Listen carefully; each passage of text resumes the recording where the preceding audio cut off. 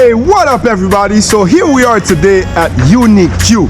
As you can see, I'm not wearing my uniform. That means that we are here for pleasure and leisure. And what's going on today? They have this fair going on and it's called La Journée Sportive. So let's get that day started.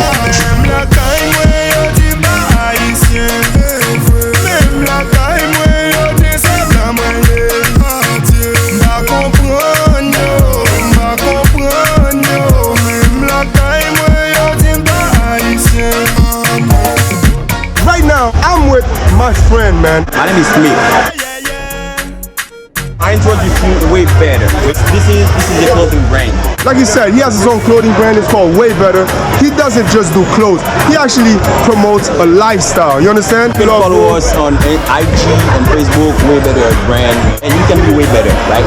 This is Salier. Thank you, bro. Appreciate it. Right now, I'm going to introduce you guys to another group of young entrepreneurs. They're here and they have their own business. It's called Le Petit Déj, and this is Chris.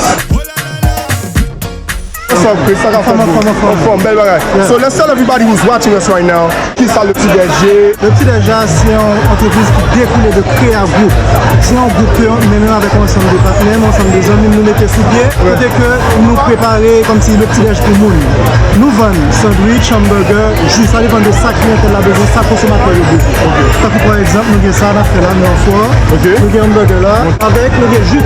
Tout est naturel. Il y a tout produit local. Produit local net. See, and I love that, man. They support local economy. You know how it goes. Vous pouvez follow sur Instagram, sur Facebook et puis écrire sur WhatsApp. Si vous voulez contacter un monde, faire une commande, checkez sur 37 52 70 51. Ok? D'accord, merci Chris. Oh man, I'm so hungry right now, man. I'm about to taste that Le Petit Déj burger. You know, open it up. That's good.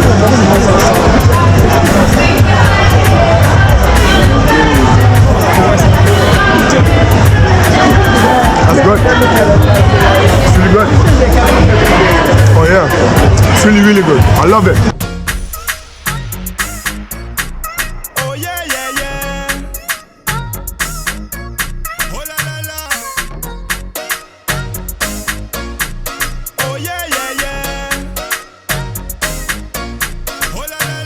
I found one of my friends right now. This is Danai.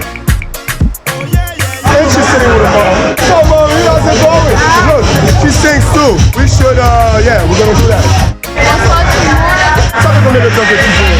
J'ai commencé à faire carrière il y a 2 ans. Et où est-ce qu'ils peuvent te follow pour regarder des vidéos? Il y a mon compte Instagram, Danone officiel. Alright, sounds good, thank you. We're gonna switch to mommy now. Ça fait combien de temps que tu fais la musique? C'est mon premier album. Le titre de mon album, c'est Haïti ti pays. Cet album là contient 30 morceaux.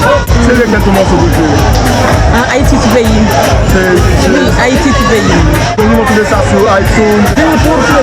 YouTube seulement? Tu devrais mettre sur iTunes. Right now, I'm with Moïse, friend. Tell them what your business is, where they can find you and stay in touch with you. C'est un étudiant à l'université d'Ischia. Mais moi, ça partie d'un groupe de l'école Bitaille. Nous sommes 7 lettres, nous mettons ensemble et puis nous faisons les choses.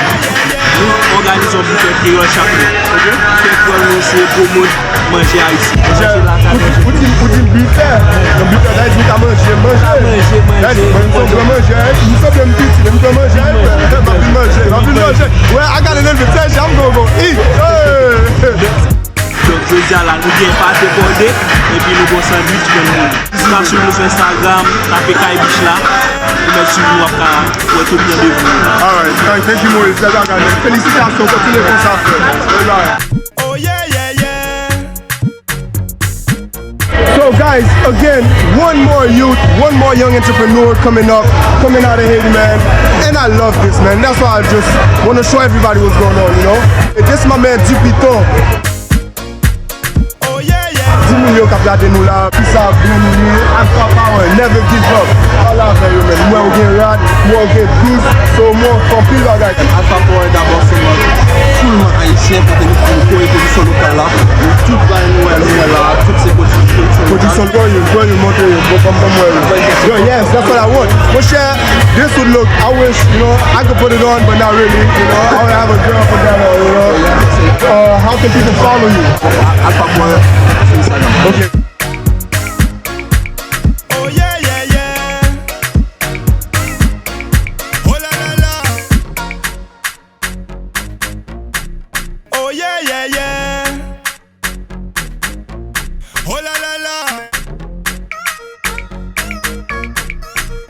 yeah, yeah.